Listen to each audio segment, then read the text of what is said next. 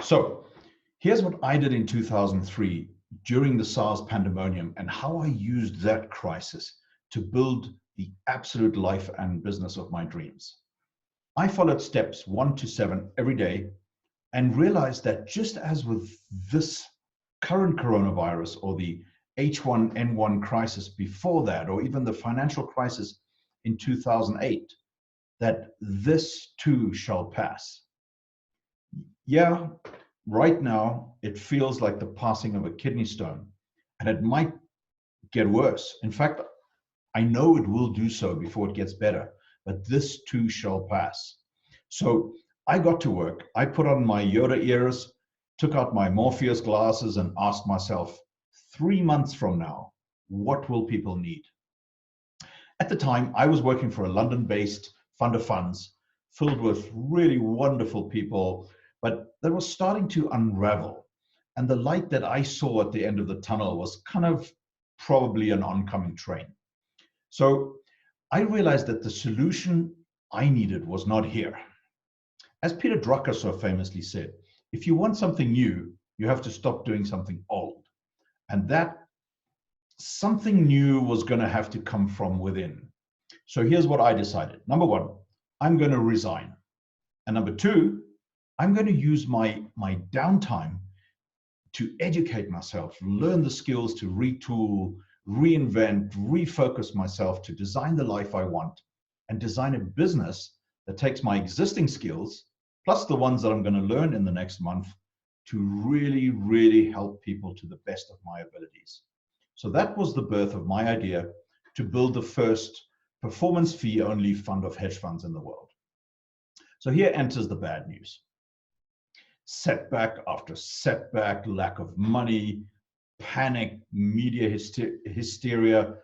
People were jumping from buildings because they were notified that they tested positive for SARS and they didn't want to go home and risk infecting their families.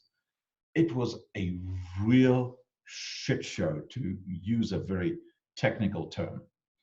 But I kept doing steps 1 through 7 almost every day. And I came to realize that people really loved the concept of my performance fee only fund of hedge funds, with its dynamically reallocating risk buckets that trap profits into a time release vault and so on. But there was so much fear.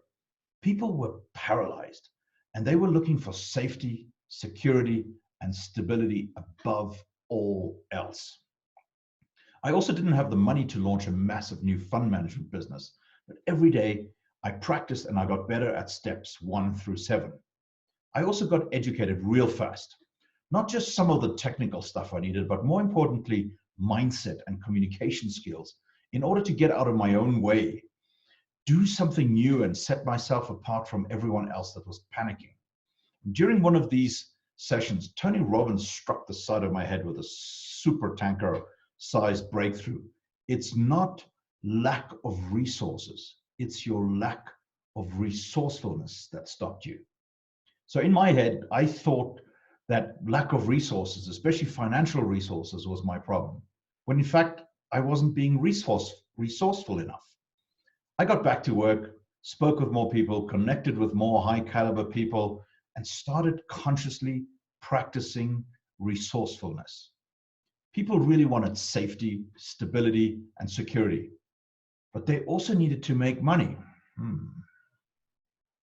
So I realized that my clients, who at the time were financial advisors, private bankers, and distributors, would need fresh ideas and a new approach to interact with their clients. They couldn't keep going with all the old messages, keep sending stupid fact sheets and trying to convince their clients to use dollar cost averaging and double down and so on. I realized that you have to sell people what they want so that you can help them and actually give them what they need. Make sense? So hopefully there would be a very large overlap between their wants and their needs. So I wrote Tony's quote about being resourceful on the wall above my desk, and also the back of the toilet door, where I now spent an extraordinary amount of time because I had these 3 rambunctious little boys at home all day now, and they were just systematically dismantling my house, the garden, and even the inside of my SL600. Then it kind of dawned on me that I didn't have enough financial resources because I was burning through $50,000 a month in Hong Kong. That's US dollars. But that I did, in fact, have a brand new ski chalet in Switzerland.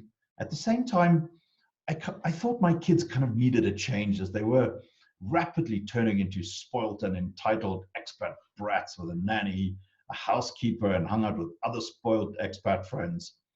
Their growth had stagnated, so I committed them to a French language tutor down the road and designed a list of real life education, chores, and volunteer jobs for them whilst I secretly made my move.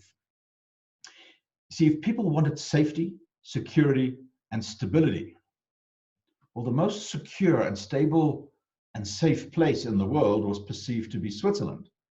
So they wanted SSS. I was going to over-deliver and give them SSSS. Not that dreaded, 4S extra security check by the TSA at the airport, but Swiss security, safety, and stability. And voila, I launched Infinity Capital AG in Switzerland, packed my stuff, sold the rest, grabbed the cat, grabbed the dog, and moved to Switzerland. Bought a mountain bike and a season ski pass and got really healthy and fit in the process too. At first, I had an extensive section in this video on how we went forth and built one of the most dynamic and profitable multi-manager businesses that I've ever encountered. But my wife told me that it was way too long and that I would lose you in the process. So I cut that out.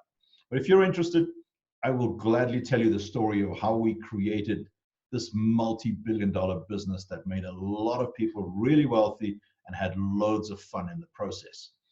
The story about me was just really here to illustrate and inspire you to, number one, secure your family and your home base, de-risk your personal life, and focus on the stuff that matters and where it overlaps with the stuff you can control. Cut the unnecessary and wasting of time and money and negative emotions. Number three, take stock of your bias every day so that you know which way you're leaning and why you want to run away and hide some of those days. If you understand it, it makes sense. Number four, become a super communicator. During this coronavirus period, I have about 10 Zoom calls a day with people all over the world, helping, advising, learning, and connecting, and find new ways to connect. For example, yesterday, we launched a platform called cocktails.live. It's a bi-weekly digital happy hour between investors, fund managers, RIAs, mentors, and resourceful entrepreneurs, where we've created a digital pub and a coffee shop where we meet twice a week just to connect, interact, grow, prosper, thrive, share jokes and tips, but mainly to help each other. Number five, schedule thinking strategy every day before the panic sets in and grabs a hold of you. You have to think of your life almost like a computer that has a microphone attached to it.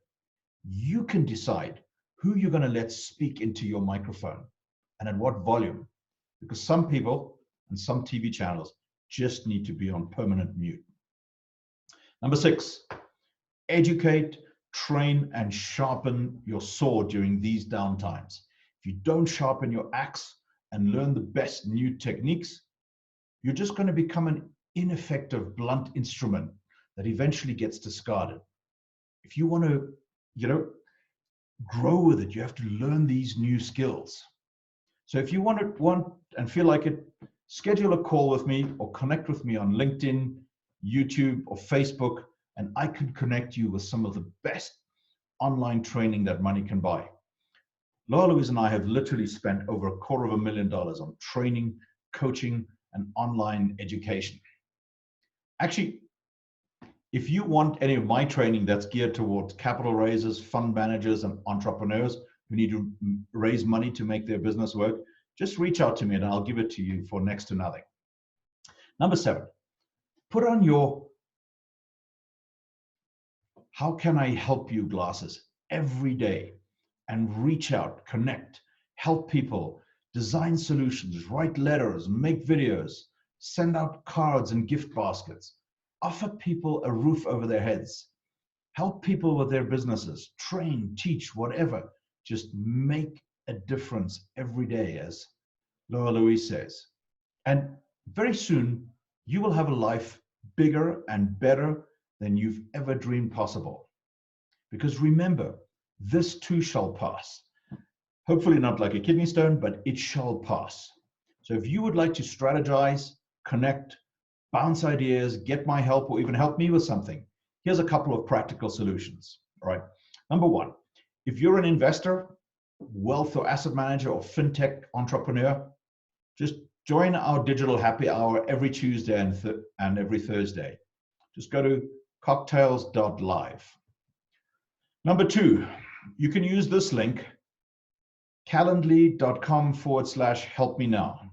So that's calendly.com/help me now to schedule a video call with me. Number three, enter your email at the link globalfundadvisors.info/contact so that I can send you more ideas and resources like this one by email.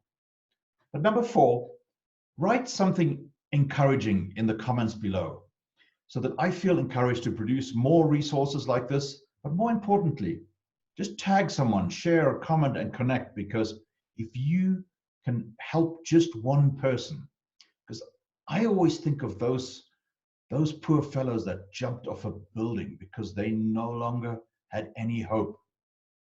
I could have prevented that by sending them this video to let them know that, you know, they're not alone, and to give them hope and inspiration and ideas and a strategy to move forward. See, if any of them would have seen this video, they might have realized that that tunnel isn't actually that long. And the light at the end of the tunnel is not an oncoming train. It's actually your friends with one of those new super bright LED lights looking for them. Or who knows, maybe it's God lighting the way for you so that you don't turn around and go backwards. Who knows? But here's my ask of you. Do the next right thing. Pay it forward and share this video or send it to 10 people. And last but not least, do not let the situation defeat you. Thank you. God bless you. And I hope to talk to you soon.